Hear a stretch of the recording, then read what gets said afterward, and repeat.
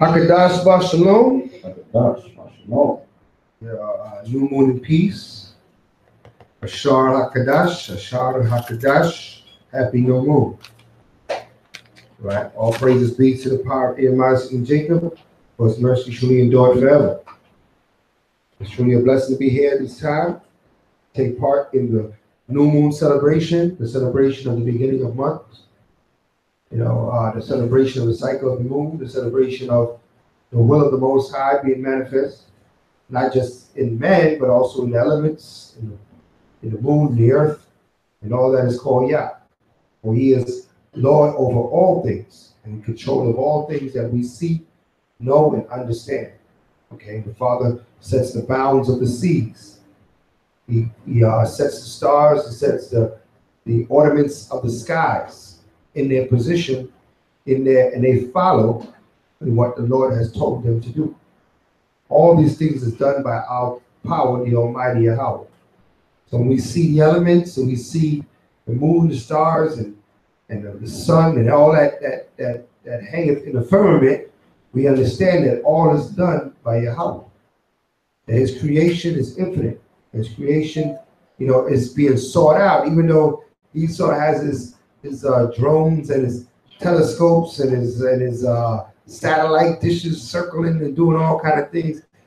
He's yet to even touch a small percentage of the creation of the Most High Yah.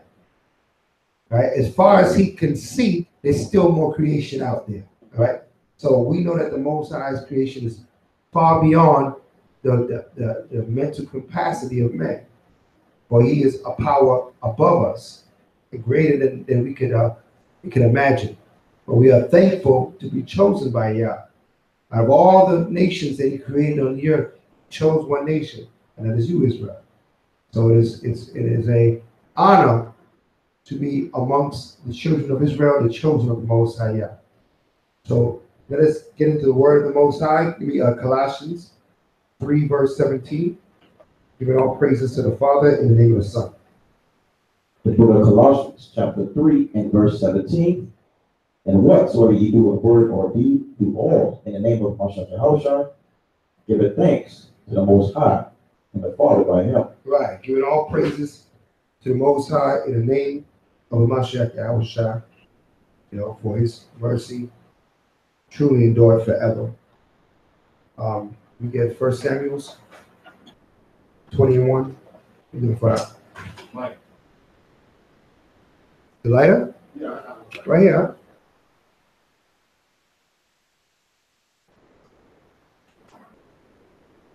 Ask and you shall receive. 1 Samuel 20.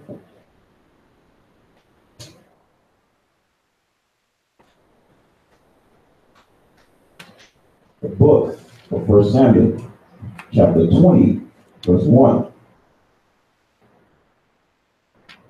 And David fled from Naioth and Ramah, and came and said before Jonathan, what have I done?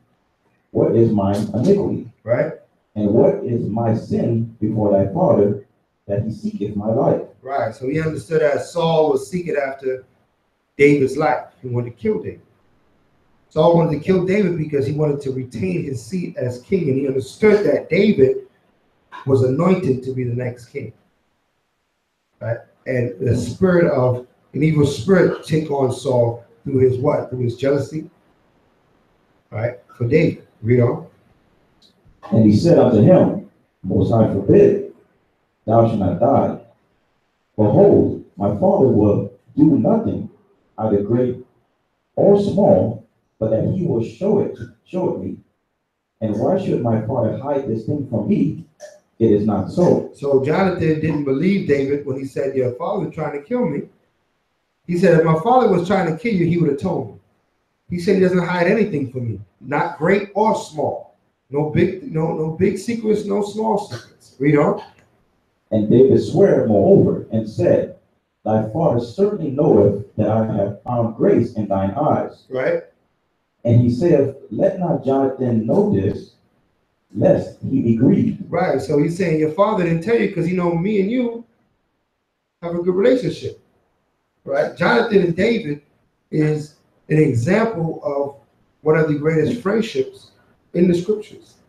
Okay, they had a tight friendship. You know what I mean, Jonathan looked out for David. David looked out for Jonathan. Okay, even though Saul, being Jonathan's father, was king, he still had a love for David, knowing that David was what? He was ordained to be the next king, and they just had a good rapport between each other. All right, we know. But truly, as the Most High liveth, and as thy soul liveth, there is but a step between me and death. Right. Then said Jonathan unto David, whatsoever thy soul desireth, I will even do it for thee. Right. And David said unto Jonathan, behold, tomorrow is the new moon. Tomorrow is what? The new moon. So why we're reading this passage, is we're seeing how our foreparents dealt with the new moon. Right? So he said, tomorrow is the new moon. So they knew when the new moon was coming. How did they know that tomorrow was the new moon? How did they know? Right? Did they have like a Google on their phone to look up the new moon? Like we do, and say, okay, the new moon is tomorrow. How did they know? Because it was completely dark. That's one way of knowing when the new moon is, right? All right, they followed the what? They followed the phases of the moon, exactly. So they can look up at the moon, see when it's full moon. That means what? How long into the new moon? When it's a full moon, how long is it into the new moon? How many days? Nope. 14, that's right. 14 days to the new moon. All right, it's coming. Okay, they're able to start to count it. Because they say, okay, new full moon, okay. And now it's going to start to deteriorate day after day. Right? And for about 14 to 15 days, you're going to be bringing in the new moon. Right? They see what they call a half moon. Now you're talking about 7 days. Yeah. Right? Then you have what is called the crescent. So now you know the crescent's coming in. All right, even less days is coming in. The new moon is coming closer. So they were able to track it. All right. And once they started to track it and build, we had calendars. Right? We had those that this is what they did for the nation. They made sure that we was on time. Right? Esau wasn't the first one to be astrologers and we were looking into the skies and were able to read the stars and know the outer earth and the moon and the cycles. We knew all of that. Right? We were very skillful in that. Okay. Navigating by using the moon. Able to go on trips by looking up at the moon and knowing if I'm heading east, west, north, and south. Okay. We knew how to do all those things. Okay. So we had a lot of knowledge above what people might think we had at that time. The Father, he didn't put us on this earth not knowing direction. Okay. From the time we were never, like, Esau teaches that we were in like the caves, like Neanderthals, and didn't know what we'll do and stuff like that. Wow, surprised when we saw fire. That was never the case. We understood fire from when we was created. Okay. Remember, Abel gave what? What did he get? What did he sacrifice unto the Most High? Right? From the beginning. So we understood certain things from the beginning. Right? So we were created with a certain level of knowledge. Okay, we were never Neanderthals, we never didn't understand, couldn't speak. We were created with a language. Okay. Every animal communicates somehow. What makes you think that we didn't communicate? Right? We didn't speak English, but we had a language. Right? And that language had meaning. And we were able to communicate. Okay. So the thought patterns, that this false science teaches us, that's just foolishness, right? We never was on the earth not knowing how to do things. We always knew how to do things. Right? The Father engrafted in our minds how to do certain things. Okay, read on. The book of 1 Samuel, chapter 20, verse 5. And David said unto Jonathan, behold, tomorrow is the new moon, and I should not fail to sit with the king at meat. Right? But let me go, that I may hide myself in the field until the third day at even. Right. So he said, tomorrow is a new moon, and I will not fail to sit with the king at meat. Meaning that every time there was a new moon, what was there supposed to happen? What was supposed to happen? A feast. Okay. He said, I will not fail to sit with the king at meat, meaning that I'm going to be at the feast. Okay. So we see in the scriptures that what our new moons was always celebrated. And they were feasts. Okay. This is according to history and also according to the law. So let's get the law on that. Hold that and get Numbers 10:10.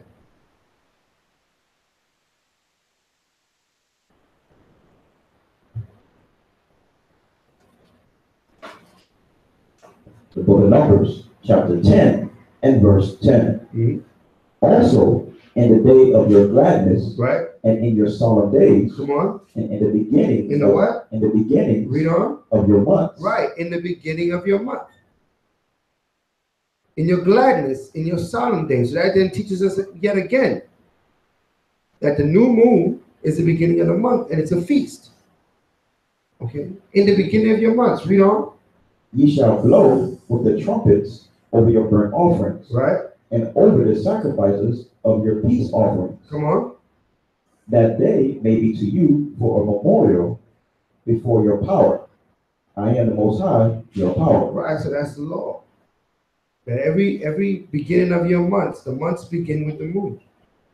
Every new moon is the beginning of the month. Everybody understand that? Okay, so every time a new moon comes around, a new month is starting. So let me ask you, what month is starting? 10. Right, number 10. Quick with it, huh? It should be easy because we just came out of what? The 9th month, the month of what? Caslu, in which we celebrated the Feast of Dedication, right? On the 25th day of the 9th month. So it's easy to see what month we in now.